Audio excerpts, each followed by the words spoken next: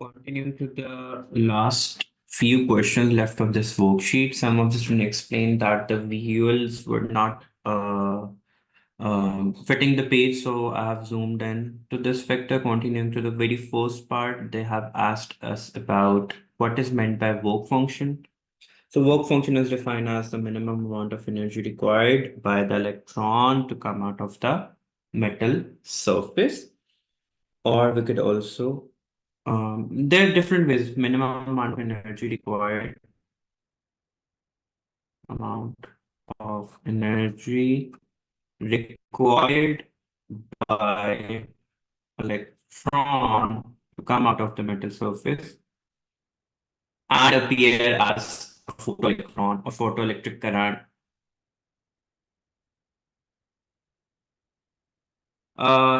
Number per unit time, we have frequency, we have kinetic energy. So we know that E is equals to HF. We have to find out the number of energy per unit time. So we'll divide this vector. First of all, we have to find out the energy. They have given us the power. Power, we know that power is equal to energy over time. And if we have to find out the equation into 1 over time per unit time, so we'll get it as power over energy. Power given as 8.36. You see how many how different concepts are put in together into A. So always study hard. Remember the concepts are going to go back. If you're going to go do A level 3.09 minus 19 joules, the energy into HF. Frequency is this vector. Sorry, I put the wrong value. This is not the frequency. This is the energy. I have to put the frequency here. Frequency is 1.36. 1.36 into 10 to the power 15, and H is given as 6.63 into 10 to the power minus 34. So we'll get the value by putting it into calculator. I'm getting 9.27 into 10 to the power 15. I already have given the unit. Now the work function, we know that HF plus work function is equal to kinetic energy of the particle. Kinetic energy they have already given to us. Uh, Kinetic energy of the particle is given. HF, we have this vector. So in order to find the this, so work function will be equals to HF minus kinetic energy or whatever. I'm doing this because so that I don't get the answer in the negative way, just to avoid that. So HF is already given 1.36 into 10 raised to the power 15 times Planck's constant 6.16 into 10 raised to the power minus 34. And then we'll put brackets minus kinetic energy, which is given as 3.09 into 10 raised to the power minus 17 joules. From there, we will get the work function as 5.93 into 10 raised to the power minus 19 joules. Moving on to the next part, they have asked us to the frequency of the radiation incident on the surface B is increased while the power remains constant, power which is given by the battery. State and explain the effect of this change on the maximum kinetic energy. In the previous questions, we already have discussed that the kinetic energy of the photon is linked to the frequency. So clearly, if the frequency of the radiation is increased, the kinetic energy would also increase. So the next part is the rate of emission of the photoelectrons. We know that the rate of emission of photoelectron is dependent on the intensity, not on the frequency. So greater photon energy and same power, so lower number of photons would be emitted per unit time because each electron would absorb one photon. So lower rate of emission. So lower rate of emission as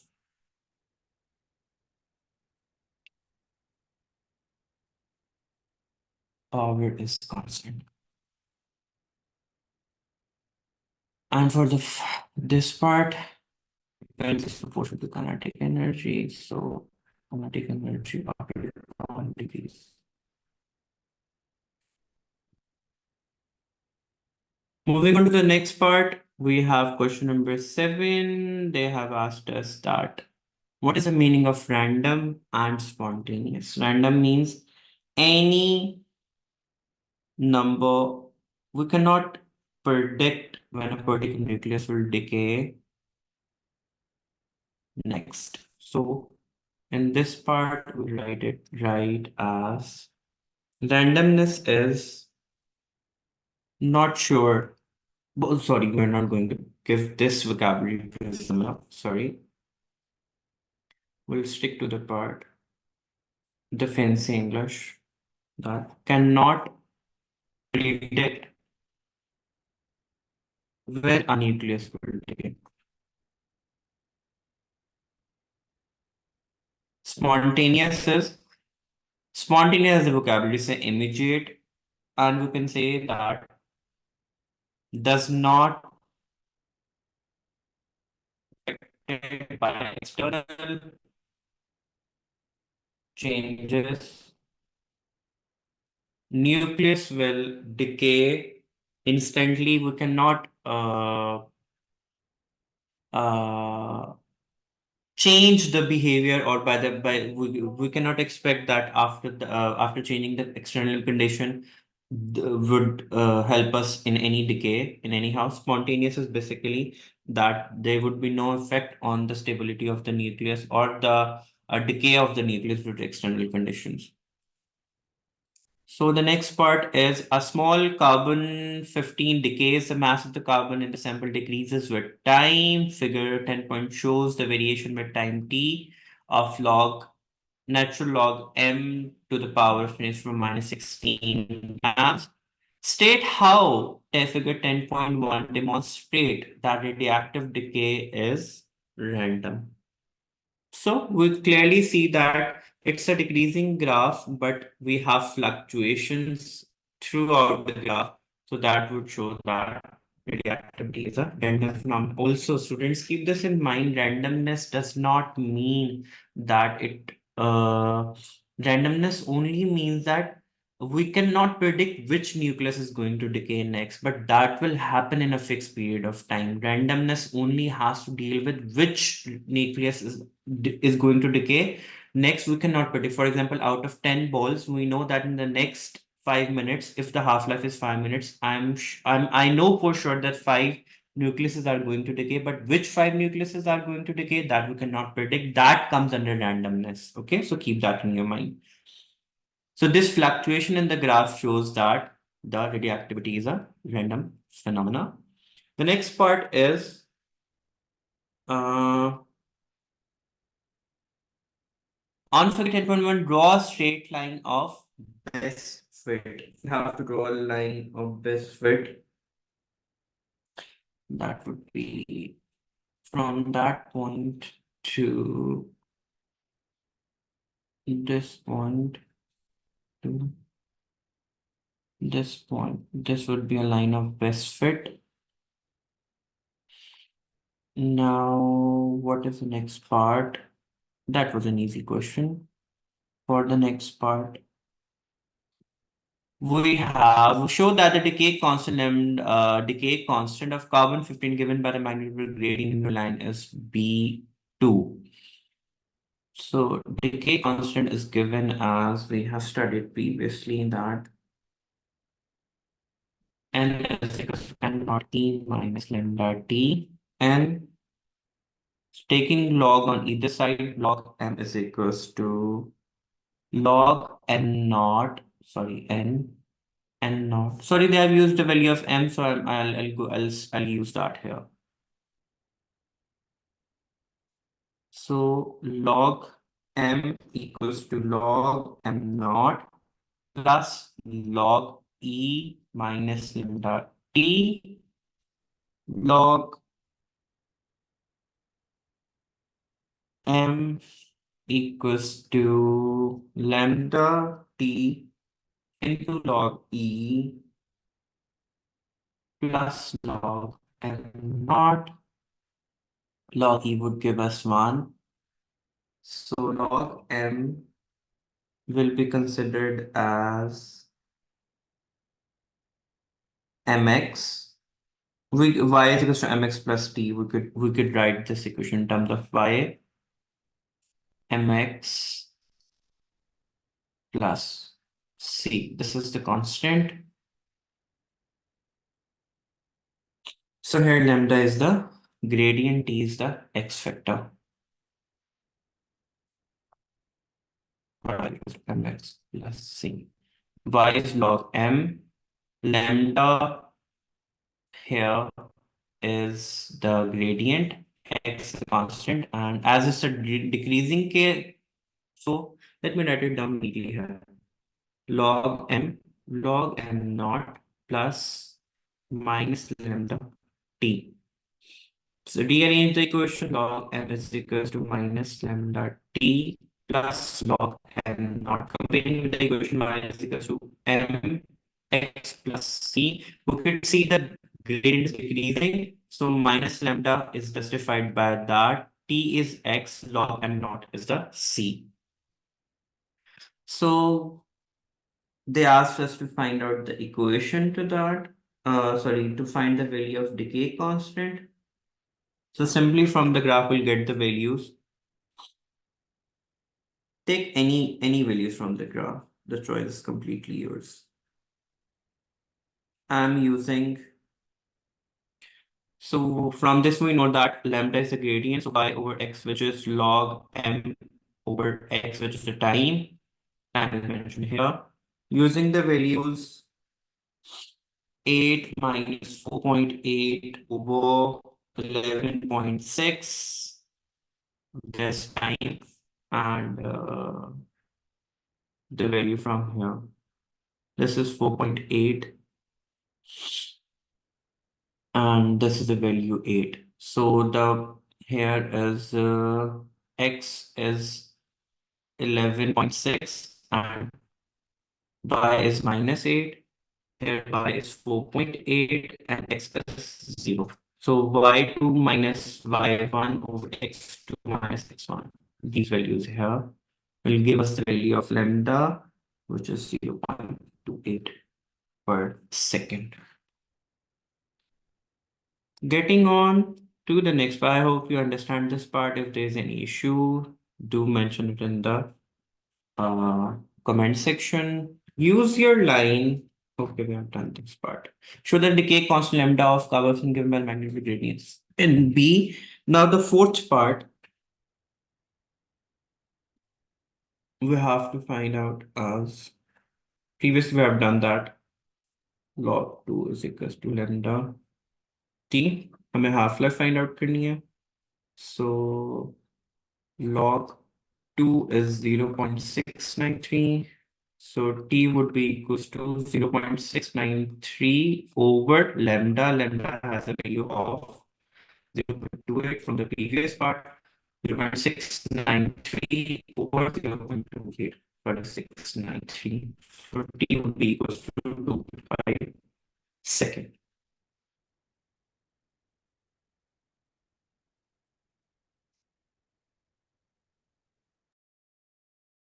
Moving on to next part, which is half-life. C part is state and explain how the mass of the product or decay must be compared. We have discussed this previously that the nucleus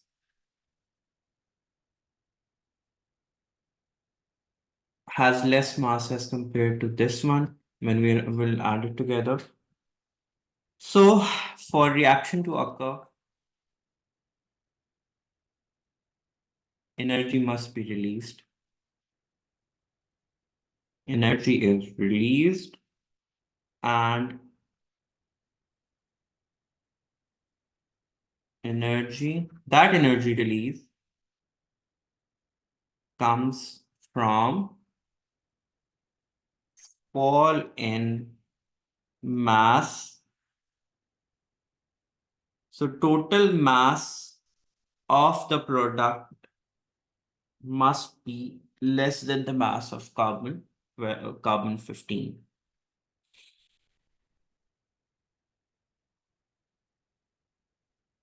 Now, the last part question explain how the emission spectrum provide the evidence of existence of discrete energy levels. We can explain this in much different ways. So the first point would be energy of photon has a corresponding frequency. Energy of photons have a corresponding frequency.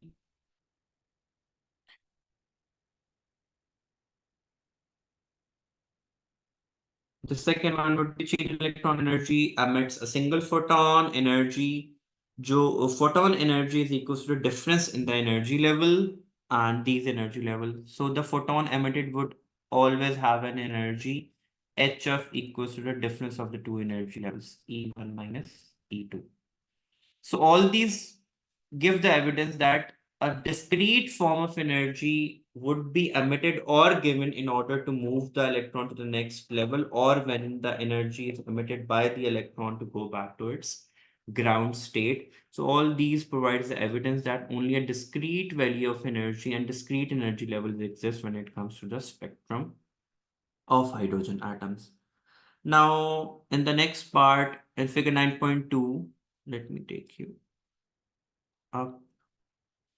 Figure 9.2 shows 5 of the energy levels in the hydrogen spectrum. The wavelength of the radiation shown in figure 9.1 relate transition to 3.4 to this.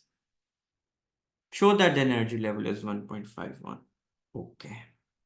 What is the formula that we need to use to that? We have to find the energy level of this.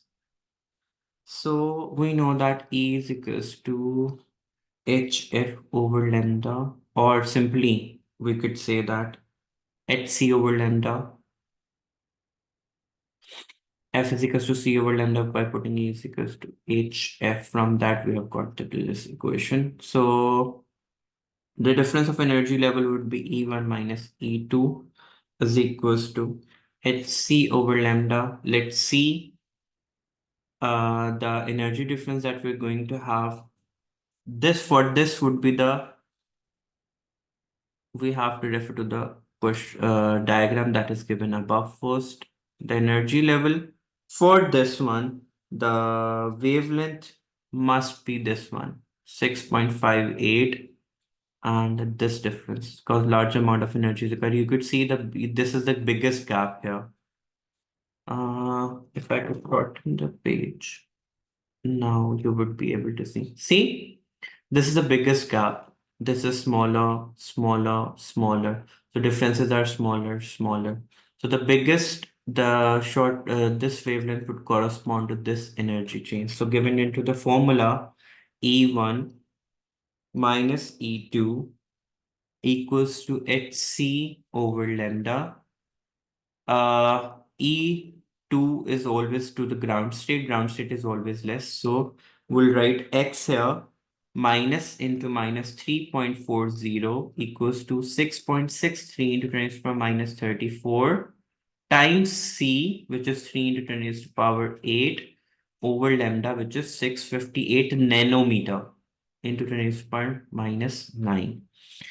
Rearranging the whole factor, this would getting the value to this, and rearranging this, that X would come out to be